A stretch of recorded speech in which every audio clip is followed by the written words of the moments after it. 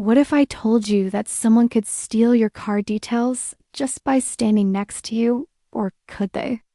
Guardality RFID Card Protector is advertised as a high-tech security solution that claims to block wireless theft, prevent skimming, and protect your money from invisible hackers, using fear-driven messaging that makes everyday shopping feel risky. After examining how this product actually works, the results are far less dramatic than the ads suggest, because RFID blocking sleeves are not new technology and have been around for many years.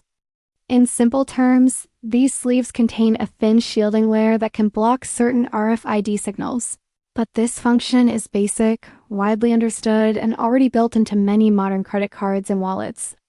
Despite the alarming claims, real-world RFID theft is relatively rare, and most documented card fraud happens through data breaches, compromised websites, or physical card misuse rather than wireless scanning in public places. Guardality's marketing stretches a limited use case into a broad security threat, creating urgency rather than providing balanced context.